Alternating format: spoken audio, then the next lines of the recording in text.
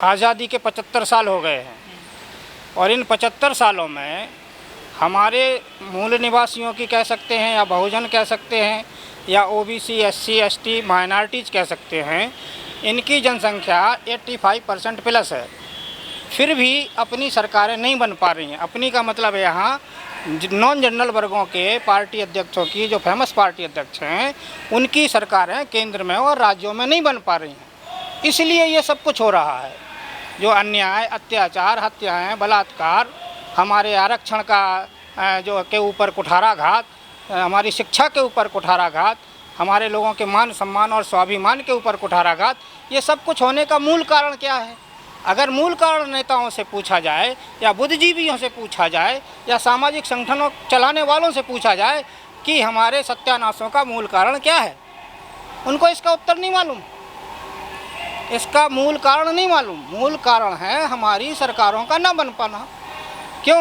क्योंकि बाबा साहब ने यही बोला था कि सब जो मास्टर चाबी है वो राजनीतिक सत्ता है। राजनीतिक सत्ता वो मास्टर चाबी हमारे पास है नहीं। जब मास्टर चाबी हमारे पास नहीं होगी, संसद और विधानसभाओं में हमारी सरकारें नहीं होंगी, तो ये तो सब अन्याय अत्याचार जिसके हाथ में चाबी होगी वो उसके माध्यम से होगा ही। इसलिए हो रहा है। अब बात आती है कि हमारे पास नेताओं की कमी नहीं है। ओबीसी, एससी, एसटी और माइनॉरिटीज़ के राष्ट्रीय स्तर पर राष्ट्रीय नेताओं की कमी नहीं है। बहुत नेता हैं और बहुत नेताओं ने सामाजिक संगठन बनाए। सामाजिक संगठन बना करके अपनी अपनी राजनीतिक पार्टियां बनाई। कमी क्या है? कमी ये है कि जिस तरह से जर्नल वाले अपनी सत्ता बनाने के लिए एनडीए बनाए हुए हैं, यूपीए बनाए हुए हैं, उसी तरह से हमारे ओबीसी, एससी, एसटी और माइनॉरिटीज़ के जो फेमस पार्टी अध्यक्ष हैं, उनको भी एक कोई ना कोई अपने स्तर से राष्ट्रीय स्तर का गठबंधन बना करके यूपीए और एनडीए का मुकाबला करना चाहिए। बहुजनों को बिल्कुल पता है राजनीति कैसे होती है। क्यों नहीं पता है? कहाँ पता है? तो बताइए क्या पता नहीं है? फिर क्यों जनाधार घटता जा रहा है? जनाधार इसलिए घटता जा रहा है क्योंकि हमारे जो फेमस पार्टी अध्यक्ष हैं वो अलग अलग चुनाव लड़ रहे हैं, अकेले अकेले चुनाव लड़ रहे हैं।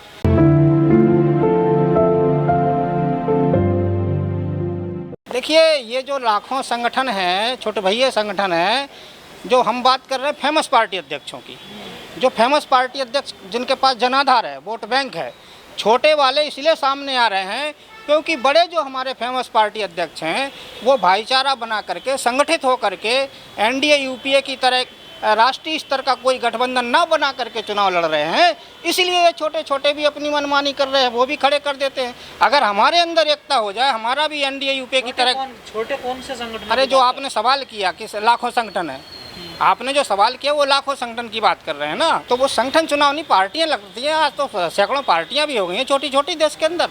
तो हर पार्टी अपना अपना खड़ा कर रहा। जिसके पास कोई पार्टी नहीं वो निर्दलीय खड़ा हो जाता है। हम ये कह रहे हैं कि जो फेमस पार्टी अध्यक्ष हैं, उन फेमस पार्टी अध्यक्षों की जिम्मेदारी है, अगर वो समाज का भला करना चाहते, बहुजनों का भला करना चाहते, तो ये उनकी जिम्मेदारी थी कि वो यूपीए, एनडीए की तरह एक तीसरा विकल्प भारत को दे करके, अपने लोगों को विकल्प दे करके चुनाव लड़ते। भाई ओबीसी, एससी, एसटी और माइनॉरिटीज़ के जो राष्ट्रीय अध्यक्ष हैं और उनमें जो फेमस पार्टियां हैं वो फेमस पार्टियां हैं। जो आप ओबीसी की बात कर रहे हो तो एनडीए में शामिल है ना सब? ना, ऐसा कैसे कह सकते हैं? क्या ये जो बीएसपी एनडीए में है? क्या सपा एनडीए में है? क्या आरजेडी एनडीए में है? बात कर रहा हूँ पिछड़ों की पिछड़ों की भी हम बात कर रहे हैं। सपा क्या एनडीए में है? क्या आरजेडी एनडीए में है? ऐसे तो मिलकर लड़ लेती है चुनाव। वो मजबूरी है उनकी। जब आपस में खुद चार भाई अपने इकट्ठे नहीं होंगे तो हमारा भाई तो दूसरे के पास जाएगा। आपको लगता है पिछड़े चाहते हैं दलितों को अपने साथ रखना? देखिए, पिछड़े और दलितों की बात ना करें। और कैसे हम लोग जो है, हम लोगों के ऊपर जो अन्याय, अत्याचार और अधिकारों का हनन हो रहा है वो शूद्र के नाम पे हो रहा है। शूद्र में ओबीसी, एससी, एसटी सब आते हैं। आप बताइए क्या ओबीसी के हक अधिकार खत्म नहीं हो रहे हैं?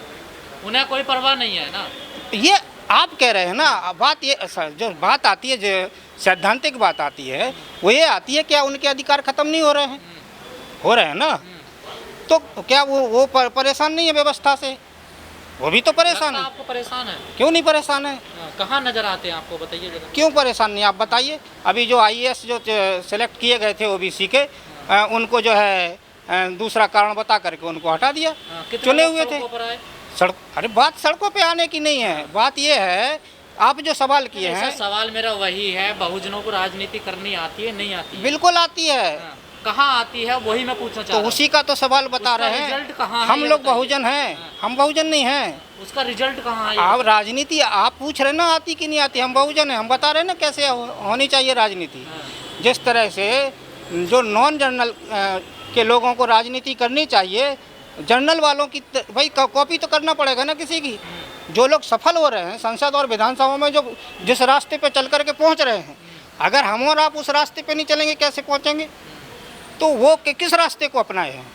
वो एनडीए और यूपीए के रास्ते को वो अपनाए हैं। लेकिन जो बहुजन वोटर हैं वो बहुत ज़्यादा हैं देश में, जी, जबकि उनकी सत्ता नहीं आ रही है। आखिर ये वोट बैंक है जो बहुत बड़ा बहुजनों का, वो दूसरी पार्टी में क्यों सिमट जाता है जा करके? देखिए साहब, जब अपने पास अपना घर रहने को नहीं होगा तो आदमी को किराए के घर में जाना पड़ेगा।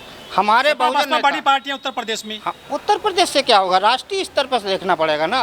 राष्ट्रीय स्तर पे जब तक हमारे नेता, हम लोगों ने विकल्प दिया है, एनडीए यूपीए का विकल्प हम लोग प्रस्तावित कर रहे हैं, हम लोग उसके कुछ नहीं है, क्योंकि हमारे राजनेताओं को तो अपने गठबंधन का नाम रखना भी नहीं आता है।